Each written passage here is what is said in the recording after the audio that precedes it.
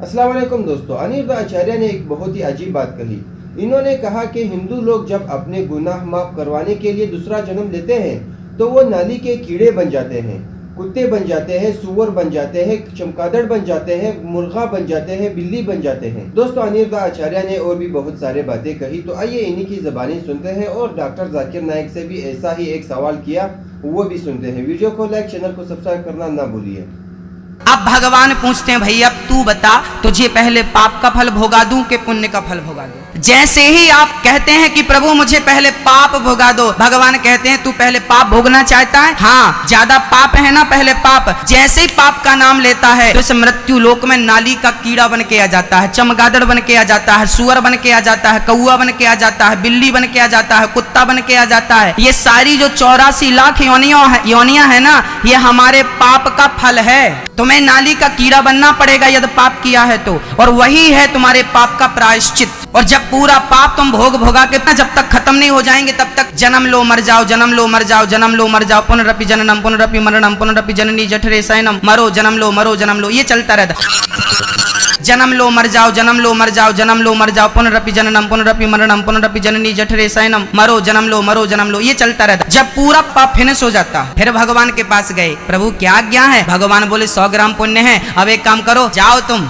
अब बढ़िया भगवान ने जयपुर में बढ़िया आप लोगों को भेज दिया, जाओ 100 ग्राम पुण्य लेकर के। आज जितनी माए बहन आप लोग यहाँ बैठे हो ना, सब 100 ग्राम पुण्य लेके आए हो, इसलिए बढ़िया दाल रोटी सब्जी खा रहे हो, मौज से पनीर भी खा रहे हो और मौज कर रहे हो, बढ़िया पहन रहे हो, बढ़िया नोट गिन रहे हो। ये बढ़िया आपका पुण्य है। आपका पुण्य है तो आपको मानव का तन मिला, आपका पुण्य है तो आपको पहनने को अच्छे कपड़े मिल रहे हैं, आपका पुण्य है तो आपको खाने को बढ़िया रोटी मिल रही है। और मैंने कुरान शरीफ भी पढ़ी है, बाइबिल भी पढ़ी है और वेद वाद की थोड़ा सा अध्ययन किया है। मैंने कुरान में सारी बातें अच्छी पाई हैं, किंतु एक बात मेरी समझ में अभी तक नहीं आई है। ये हिंदूवादी वो कहते हैं कि जन्म होता है और कुरान में एक बात आती है मुर्दे जिंदे किए जाएंगे। ये दो बात मेरी समझ में अभी तक नहीं आई है।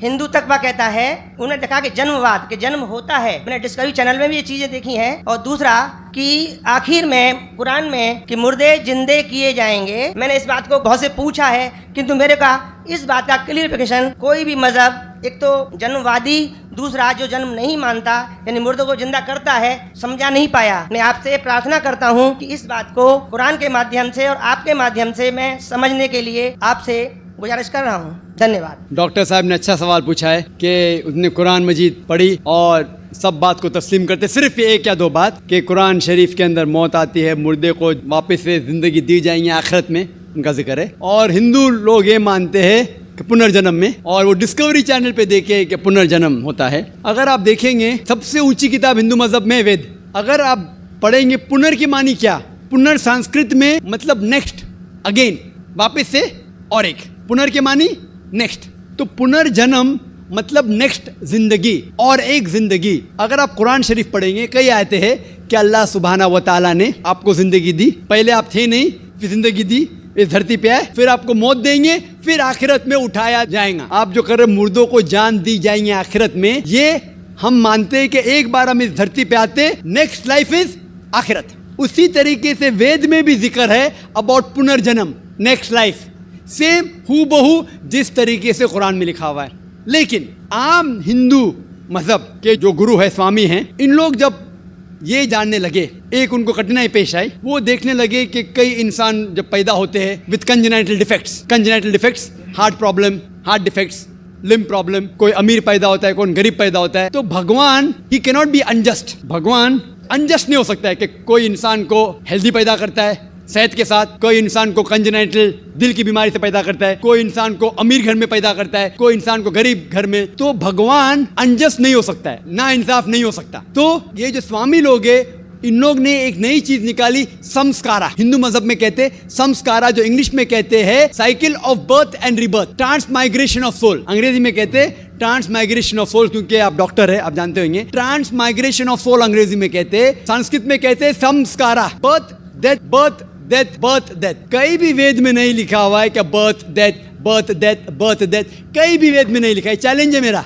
ये इन लोग को मिलता है भगवत गीता के श्लोक से। भगवत गीता का श्लोक चैप्टर नंबर 2 में, वर्स नंबर 22 में, उसमें लिखा हुआ है कि जब कोई शख्स अपने कपड़े निकालता है तो वो नए कपड़े पहन लेता है, उसी तरीके से रूह एक नई जिस्म में जाती है। और ये भद्यांकर उपनिषद में भी इसका जिक्र है, अब पढ़ेंगे कि when a caterpillar climbs up the grass of blade, he jumps to a new grass. Same way the soul takes a new body. जिस तरीके से कैटरपिलर घास के ऊपर चढ़ता है और दूसरे घास पे जाता है, उसी तरीके से रूह एक नई बॉडी के अंदर जाता है। तो इस श्लोक के बुनियाद पर इन लोग ने एक फिलॉसफी पैदा की, संस्कारा, कि इंसान जो कर्म के बेस के ऊपर, कर्म और धर्म की फिलॉसफी, कर्म मतलब अच्छे कर्म करोगे धर्म के हिसाब से तो अगले जन्म में आप अच्छे पैदा होंगे। अगर आपके कर्म बुरे होंगे तो अगले जन्म में आप हो सकता है कि लूला पैदा होंगे या लंगड़ा पैदा होंगे। और जो कहते हैं कि आप इंसान 7 बार बनेंगे, ये कौन कहता है? वेद नहीं कहती, ये स्वामी जी लोग कहते हैं, कोई वेद में कहीं लिखा नहीं है। क्योंकि उनको ये नहीं कह सकते थे कि इंसान क्यों गरीब पैदा होता है, क्यों अपाहिज पैदा होता है। उनकी सोच कम थी, इसीलिए नई फिलॉसफी लेके आए, ट्रांसमाइग्रेशन ऑफ सोल। आप तो डॉक्टर है, मैं भी डॉक्टर हूँ।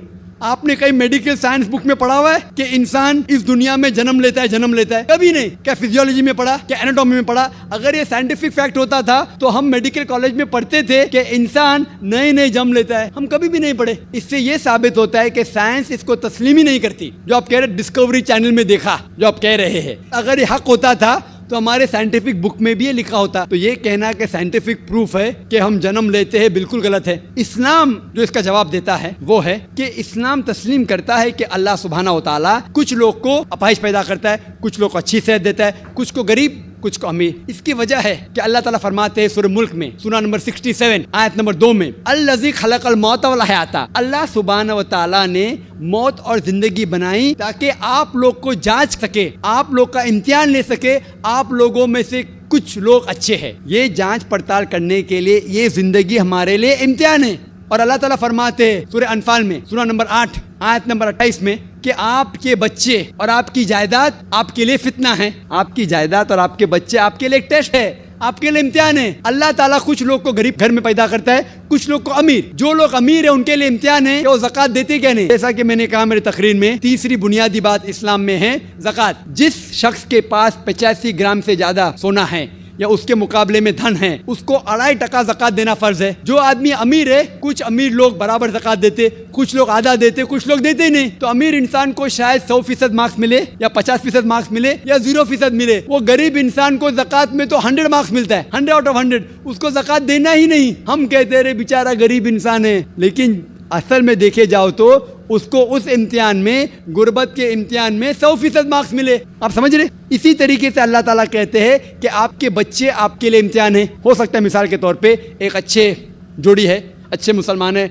5 टाइम नमाज पढ़ रहे हैं, हज को गए हैं, रमजान में रोज़ा रखते हैं, ज़कात देते हैं। अल्लाह ताला उनका और बड़ा इम्तिहान लेना चाहता है। जितना बड़ा इम्तिहान उतना बड़ा इनाम। मिसाल के तौर पर अगर आप BA पास करते तो आपको सिर्फ ग्रेजुएशन मिलता है। अगर आप MBBS पास करते आपको डॉक्टर कहलाया जाता। डॉक्टर मतलब ऊंचा ओहदा। इसी तरीके से अल्लाह सुब्हानहू व तआला हो सकता है कि उस जोड़ी को इम्तिहान और सख्त देता है और ऐसा बच्चा पैदा करता है जो अपाहिज है। अल्लाह ये देखना चाहता है कि अपाहिज बच्चा पैदा करने के बावजूद वो अल्लाह के ऊपर ईमान रखता है क्या नहीं। अगर ईमान रखता है तो अल्लाह उसे जन्नत फिरदौस देना चाहता है। और कठिन इम्तिहान और बड़ा इनाम। हो सकता है कि वो इम्तिहान में फेल हो जाएगा। तो ये कुरान की आयत है, आपके बच्चे आपके लिए इम्तिहान है। कभी कोई भी अगर कलामिटी आती है, कोई भी आपको नुकसान होता है, इधर वो आपके लिए इम्तिहान है या आपके लिए सजा है। जब भी कोई भी आपको इनाम मिलता है वो इधर आपके लिए इम्तिहान है या आपके लिए रिवॉर्ड है। तो इसी तरीके से क्योंकि हिंदू मजहब के जो स्वामी हैं वो इसको नहीं समझ सके, इसीलिए एक नई फिलॉसफी संस्कारा लेके आए जो बिल्कुल वेद में नहीं लिखी है। वेद बात करता है पुनर्जन्म। पुनर्जन्म मतलब नेक्स्ट लाइफ, जिसका जिक्र कुरान में भी है, आखिरत की जिंदगी। तो वेद और कुरान सेम जिंदगी क्या बात कर रहा है कि इस दुनिया में आप आते हैं, एक बार आते हैं, सही तरीके से जिएंगे, एक बार काफी है, और ये दुनिया आखिरत के लिए इम्तिहान है। दोस्तों, डॉक्टर जाकिर नायक से एक हिंदू शख्स सवाल करता है कि मैंने तमाम मजहबी किताबों को पढ़ लिया, गहराइयों से समझ लिया, खासकर कुरान पाक को मैंने बहुत ही अच्छे तरीके से पढ़ा और समझा। मुझे 2 बातों की समझ नहीं आती। पहली बात ये कि हिंदू मजहब में लोग ये मानते हैं कि इस दुनिया में इंसान दोबारा जन्म लेता है। इस दुनिया में इंसान 7 बार जन्म लेता है और 7 बार मौत आती है। लेकिन कुरान पाक में लिखा है कि तमाम मुर्दों को जिंदा किया जाएगा। मुझे इन दो बातों की समझ नहीं आती। तो डॉक्टर जाकिर नाइक ने इस हिंदू शख्स को बहुत ही अच्छे तरीके से समझाया और कहा कि इस दुनिया में ना तो कोई इंसान दोबारा जन्म लेता है और ना ही इस दुनिया में किसी इंसान को दोबारा मौत मिलती है। डॉक्टर जाकिर नाइक ने ये भी कहा कि अक्सर हिंदू पंडित ये मानते हैं कि अगर कोई अपाहिज इंसान पैदा होता है तो वो उस अपाहिज इंसान ने अपने पिछले गुजरे हुए जिंदगी में कोई बुरा काम किया होता है या कोई बड़ी गुनाह की होती है, इसलिए ये अपाहिज पैदा हुआ, जो कि ऐसा बिल्कुल भी नहीं है। डॉक्टर जाकिर नाइक ने कहा कि मैंने पहले भी आप सबसे कहा है कि वालिदैन के लिए अपने बच्चे एक आजमाइश है। जब किसी घर में कोई अपाहिज बच्चा पैदा होता है तो अल्लाह उस अपाहिज बच्चे के वालिदैन को आजमा रहा होता है। तो दोस्तों, अपने प्यारों का बहुत सारा ख्याल रखें। ये थी हमारी आज की वीडियो। अच्छी लगी हो तो लाइक करें और हमारे चैनल को सब्सक्राइब करें। वीडियो देखने का बहुत शुक्रिया। मिलते हैं नेक्स्ट वीडियो में, तब तक के लिए अल्लाह हाफ़िज़।